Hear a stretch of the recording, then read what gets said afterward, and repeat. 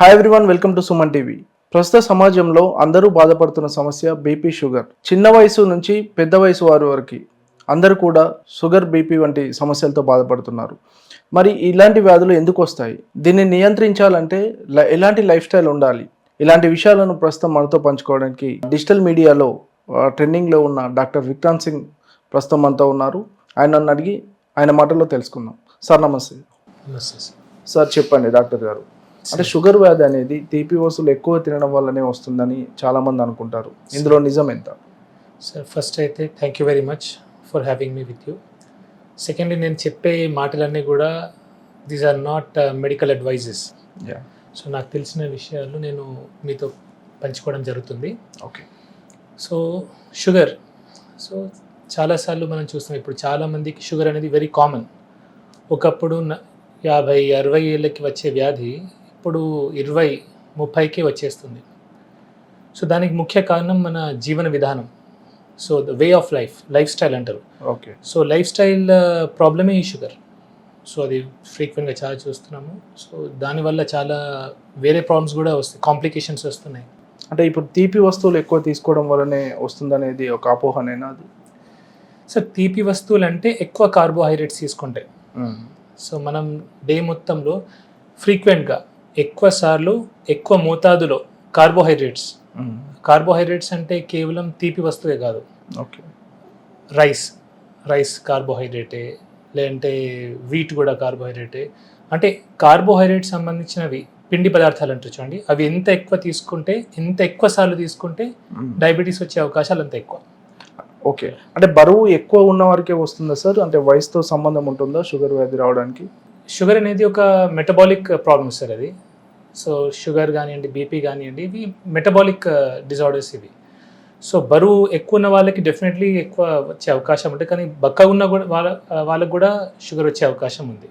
Okay. So కేవలం బరువు ఉంటేనే వస్తేనే అది లేదు. సో బక్క ఉన్న వాళ్ళకి కూడా వస్తుంది, అండ్ చిన్న ఏజ్లో చాలా కామన్గా వస్తుంది ఇప్పుడు ఈ మధ్య కాలంలో. ఓకే. లైఫ్ స్టైల్, ఇప్పుడు మనం జీవన విధానం అంటే చూడండి, తినే వస్తువులు కానివ్వండి, ఎక్కువ కార్బోహైడ్రేట్స్ తీసుకుంటున్నాం మనం. మార్నింగ్ స్టార్ట్ అయితే నైట్ వరకు మల్టిపుల్ టైమ్స్ తీసుకుంటున్నాం.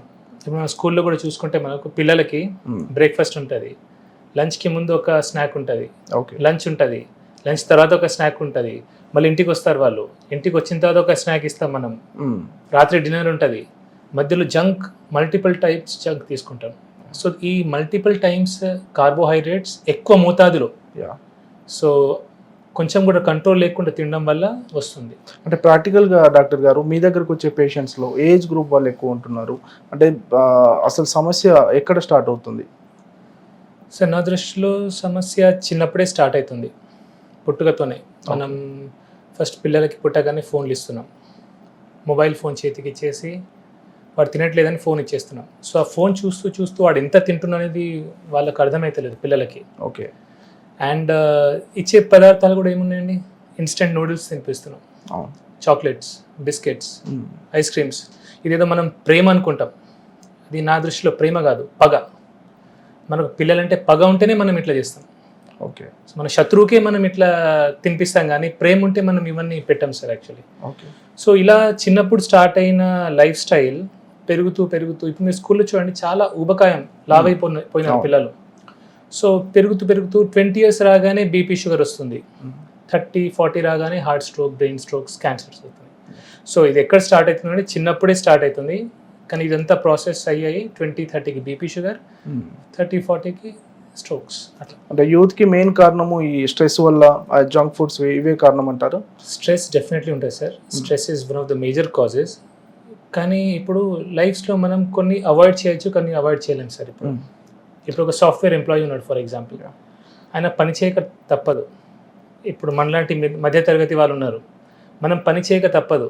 మనకు అప్పులు ఉంటాయి, ఈఎంఐస్ ఉంటాయి, ఫ్యామిలీ గొడవలు ఉంటాయి, వైఫ్తో ప్రాబ్లం ఉంటాయి. స్ట్రెస్ని మనం తీసేయలేము, అది అన్అవాయిడబుల్. ఓకే. దాన్ని కూడా మెడిటేషన్ ద్వారా, ఇట్లా యోగాసనాల ద్వారా ఏమైనా చేయొచ్చు, కానీ అవాయిడబుల్ ఏముంది? నోరు, మనం ఏం తింటున్నాం ఒకటి, అండ్ ఈవెన్ మెదడులో కూడా ఏం సెండ్ చేస్తున్నాం అది కూడా. సో మెదడులో మనం మెయిన్లీ వెళ్ళేది ఫోన్ ద్వారా. సో ఏం చూస్తున్నాం, మన మెదడుకి ఏం తిండి పెడుతున్నాం ఇంపార్టెంట్, మన నోటి ద్వారా పొట్టకి ఏం తిండి పెడుతున్నాం అది ఇంపార్టెంట్. సో ఇవి రెండు మంచిగా ఉంటే మనం చాలా రోగాలు అవాయిడ్ చేసుకోవచ్చు. ఓకే సార్, ఈ షుగర్ విషయంలో చూసుకున్నట్టయితే చాలామంది ఇన్సులిన్ వాడతారు, కొంతమంది ట్యాబ్లెట్స్ వాడతారు. అంటే ఇన్సులిన్ అంటే చాలామంది భయపడుతూ ఉంటారు. అసలు ఇన్సులిన్ ఒక్కసారి వాడడం మొదలు పెడితే అంటే లైఫ్ టైం వాడాల్సి ఉంటుందా? సార్ యాక్చువల్లీ ఒక కాన్సెప్ట్ ఉంది సార్, దాన్ని కీటోజెనిక్ డైట్ అంటారు. ఓకే. ఒక తినే పద్ధతి. కీటోజెనిక్ డైట్లో ఏం చేస్తామంటే మనం కార్బోహైడ్రేట్స్ అవాయిడ్ చేస్తాం, తక్కువ చేస్తాం, మినిమైజ్ చేస్తాం. కొందరికి అవాయిడ్ కూడా చేస్తారు. So high fat, moderate protein, minimal carbohydrates ఇచ్చి కీటోజెనిక్ డైట్ చేస్తాం, కీటోసిస్లోకి తీసుకెళ్తాం. ఓకే. ఎప్పుడైతే మనం కీటోసిస్లోకి తీసుకెళ్తామో ఇన్సులిన్ రెసిస్టెన్స్ అనేది తగ్గుతుంది. ఓకే. సో జనరలీ ఇన్సులిన్ రిపీటెడ్గా ఇన్సులిన్ సిక్రీట్ అవ్వడం వల్లనే ఇన్సులిన్ రెసిస్టెన్స్ వస్తుంది. ఇన్సులిన్ రెసిస్టెన్స్ వల్లనే మనం ఇన్సులిన్ వరకు వెళ్తాం. ఓకే. సో ఇన్సులిన్ రెసిస్టెన్స్ తగ్గించినాం అనుకోండి, మనం ఇన్సులిన్ నుంచి ట్యాబ్లెట్కి వచ్చే అవకాశం ఉంది. కొందరు ఎర్లీ స్టేజెస్లో ట్యాబ్లెట్ బంద్ అయ్యే అవకాశాలు కూడా ఉన్నాయి.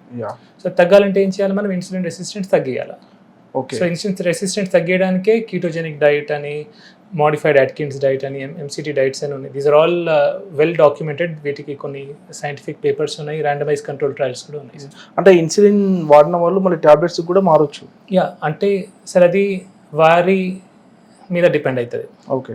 వాళ్ళ లైఫ్ స్టైల్ మోడిఫై చేస్తే. కేవలం డైట్ ఒకటే అని చెప్పాను. వాళ్ళు డైట్ చేయాలా, ఎక్సర్సైజ్ చేయాలా, ఓకే, స్ట్రెస్ని తగ్గించే ప్రయత్నం చేయాలి. ఓవరాల్ లైఫ్ స్టైల్ని మార్చితే ఆ ఇన్సులిన్ నుంచి ట్యాబ్లెట్ వచ్చిన సందర్భాలు ఉన్నాయి. ఓకే సార్, అంటే ఒకవేళ లైఫ్ స్టైల్ మారిస్తే, వాళ్ళ జీవన విధానం మార్చుకుంటే కనుక అంటే షుగర్ని పూర్తిగా కంట్రోల్ చేయవచ్చా? యా, ఎర్లీ స్టేజెస్లో నేను చూశాను సార్, నా దగ్గర కొందరు పేషెంట్స్ ఉన్నారు. ఎర్లీ స్టేజెస్లో అది రివర్సల్ కూడా అయింది. Yeah.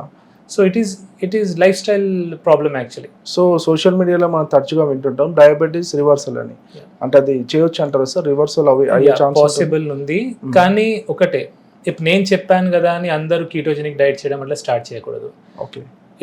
It is to be done under A medical supervision. ఒక డాక్టర్, మీ డాక్టర్ ఎవరైతే ఉంటారో మీ డాక్టర్ యొక్క సూపర్విజన్లోనే మీరు చేసుకోవాలా. ఇప్పుడు నేను కాదు, ఏ సోషల్ మీడియా ఇన్ఫ్లుయెన్సర్ చెప్పింది కదా అని మీరు డైరెక్ట్లీ స్టార్ట్ చేయొద్దు ఇట్లాంటివి.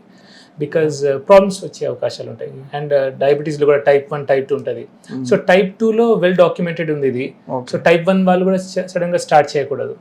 సో టైప్ 2 వాళ్ళు మీ డాక్టర్ యొక్క సూపర్విజన్లో, పర్యవేక్షణలో ఇట్లాంటివి ట్రై చేయొచ్చు. అంటే ఎర్లీ స్టేజెస్లో సార్ ఇది ఎలా గుర్తించవచ్చు? ఒకవేళ గుర్తిస్తే వెంటనే ఎలా చెకప్ చేయించుకోవాలి? సార్ ఎర్లీ స్టేజెస్లో అంటే సిమ్టమ్స్ ఉంటాయి సార్. ఎక్కువ ఆకలి కావడము, దాహం కావడము, కొందరికి తిమ్మిర్లు రావడము, కొందరికి వెయిట్ లాస్ కావడము, multiple ways how you can. So but ఇప్పుడైతే లక్కీలీ స్క్రీనింగ్ చాలా ఎర్లీగా అయిపోతుంది. బ్లడ్ టెస్ట్లు చాలా ఫ్రీక్వెంట్గా చేయించుకుంటున్నారు. ఒకప్పుడు లేట్ అయ్యేది, ఇప్పుడు ఎర్లీ స్టేజ్లో టెస్ట్ జరుగుతున్నాయి కాబట్టి ఎర్లీగా తెలిసిపోతుంది. అంటే ఇప్పుడు మనం ఎర్లీగా సార్ మనము షుగర్ కన్ఫర్మ్ అయిన తర్వాత ఫస్ట్ నుంచి కూడా మెడిసిన్స్ వాడుతూనే ఉండాలా? అంటే సార్ అదే చెప్తున్నా కదా sir, if life style modify చేసుకుంటే ఎర్లీ స్టేజెస్లో మనం అవాయిడ్ చేయొచ్చు. డిపెండింగ్ ఆన్ మీ సిచ్యువేషన్ ఎట్లుంది. ఇప్పుడు చాలామంది ఉంటారు వాళ్ళు డైట్ చేయలేరు. నా దగ్గర 2 రకాలుగా వస్తారు సార్. డైట్ చేయలేము సార్, నేను అసలు నాకు వీలు కాదు, మాకు వండడానికి ఎవరు లేరు, నాకు తినకుండా ఉండలేను, అన్నం తినకుండా ఉండలేము. వారు ఖచ్చితంగా టాబ్లెట్ వేసుకోవాల్సిందే, వేరే మార్గం లేదు. కానీ కొందరు ఏంటంటే సార్ నేను ఏమైనా కానీ సార్ నేను టాబ్లెట్ వేసుకోను, నా లైఫ్ ఎండ్ అయిపోతుంది అంటే కొందరు పేషెంట్స్ ఉంటారు, నా లైఫ్ ఎండ్ అయిపోయిందా సార్, నేను ఇప్పుడే షుగర్ టాబ్లెట్ వేసుకోవాలా అని అంటారు. నేను వాళ్ళకి సజెస్ట్ చేస్తాను. సో నేను ఎప్పుడు కూడా నా దగ్గర వచ్చే పేషెంట్స్కి మార్గాలు చూపిస్తాను సార్. సో దే షుడ్, వాళ్ళకి ఒక ఇన్ఫర్మేషన్ ఇస్తాను. అంటే తక్కువ మందులు రాసి మీరు ఎక్కువ లైఫ్ స్టైల్ చేస్తారని విన్నాము. అది ఎంతవరకు సక్సెస్ అవుతుంది సార్? డెఫినెట్లీ సార్, చాలా వరకు బెనిఫిట్ అవుతుంది. ఎందుకంటే సార్ ఇప్పుడు ఏదైతే రూట్ కాజ్, మూలం అనేది మనకు తెలిస్తే ఓకే, మనం 10 మందులు రాయాల్సిన అవసరం లేదు. అలానే నేను మందులు రాయనని కాదు, మందులు రాస్తాను. ఏవైతే చాలా ముఖ్యం ఉంటాయో అవి రాస్తాను. ఎక్సెస్ పిల్ బర్డన్ ఇయ్యను నేను పేషెంట్ మీద, ఎక్కువ టాబ్లెట్స్ వేసేసి 10 గోళీలు అట్లాంటిది 1, 2, 3 అయితే మేజర్ కాజ్ రూట్కి ఉంటాయో. సపోజ్ షుగర్ పేషెంట్ ఉన్నారు, ఇప్పుడు ఇంతకుముందు చెప్పినట్టుగా షుగర్ పేషెంట్ టాబ్లెట్ డైట్ చేయలేనంటే షుగర్ టాబ్లెట్ ఒకటి ఇస్తాను. అండ్ కొందరు heart patient, brain stroke patients ఉంటారు, వాళ్ళకి ఆస్పిరిన్, యాంటీప్లేటెట్స్ అట్లాంటివి ఇస్తాను. ఓకే. అంటే ఇప్పుడు డయాబెటిక్ పేషెంట్స్ రోజువారీ జీవితంలో 3 ఖచ్చితంగా పాటించాల్సిన సూత్రాలు ఏమున్నాయంటే? 3 ఖచ్చితంగా పాటించాల్సిన సూత్రాలు సార్. ఒకటి exercise. Yeah. First very important thing is exercise. ఖచ్చితంగా ఎక్సర్సైజ్ చేయాలా. ఎక్సర్సైజ్ చేస్తే మనకు ఆక్సిడేటివ్ స్ట్రెస్ తగ్గుతుంది బాడీ మీద yeah. And mitochondrial health improve అవుతుంది.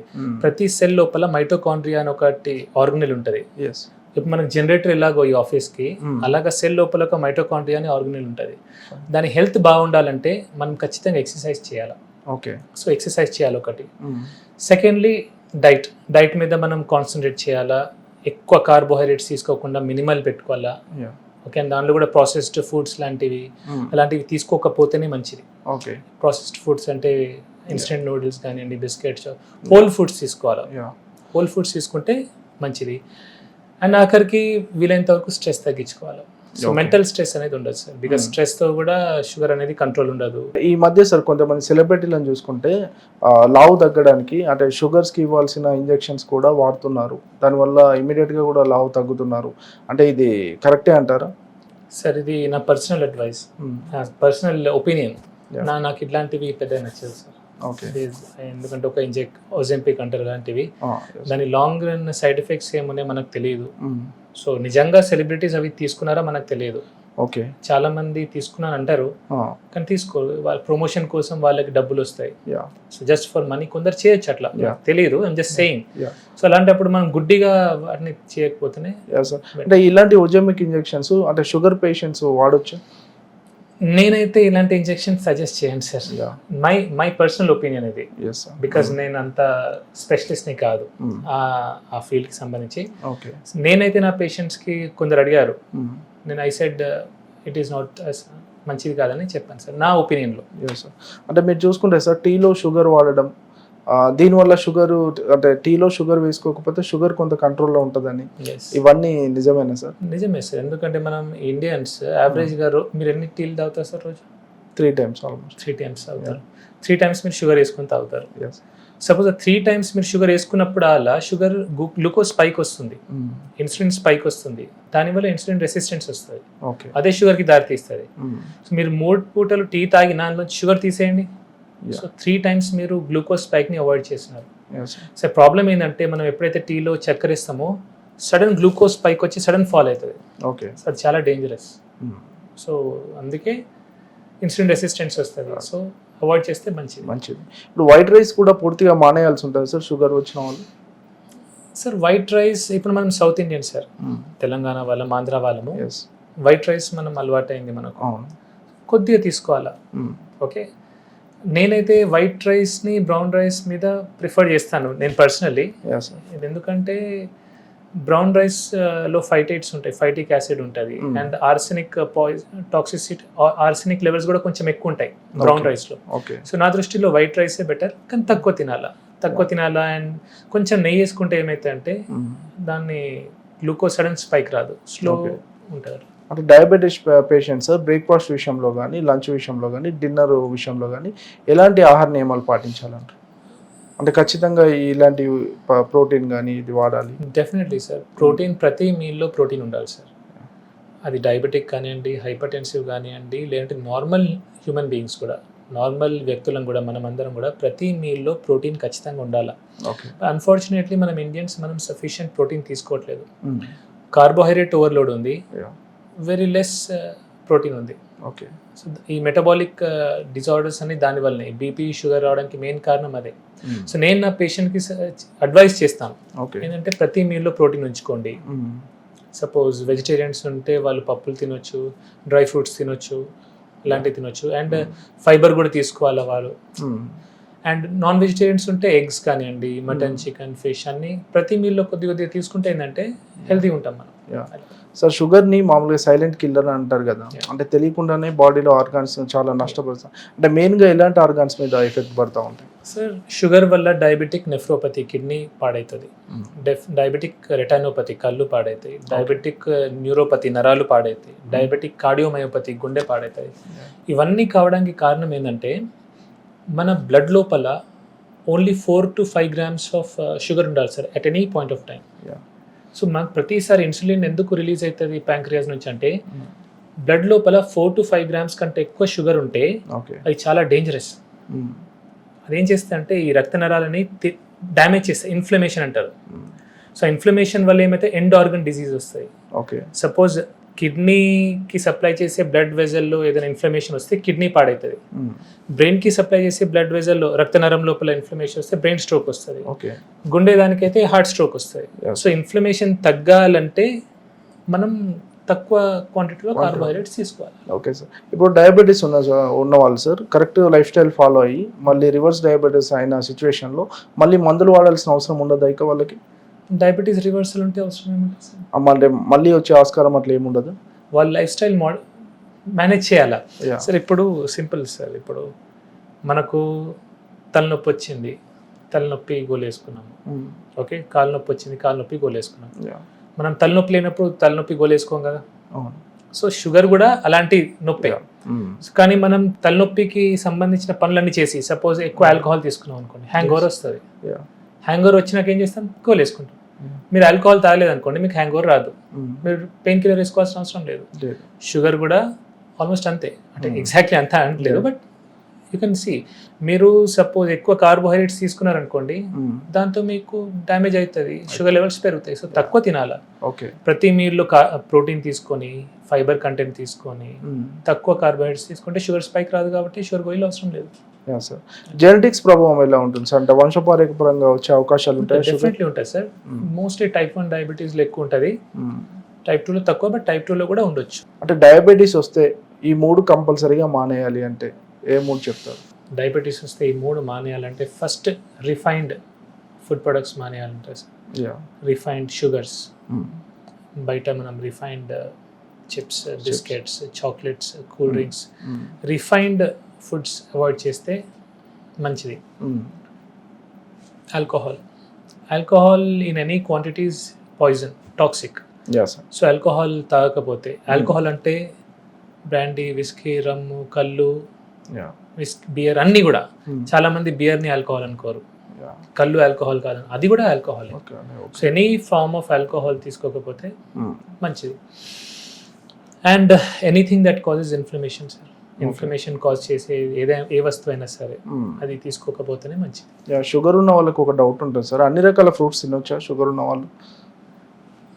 హై గ్లైసిమిక్ ఇండెక్స్ ఉన్న ఫ్రూట్స్ తీసుకోకపోతే మంచిది sir. Okay. High glycemic index దేనిలో ఉంటుంది? మ్యాంగోలో ఉంటుంది, రైప్ మ్యాంగోలో, రైప్ బనానాలో ఉంటుంది, రైప్ గ్రేప్స్లో ఉంటుంది.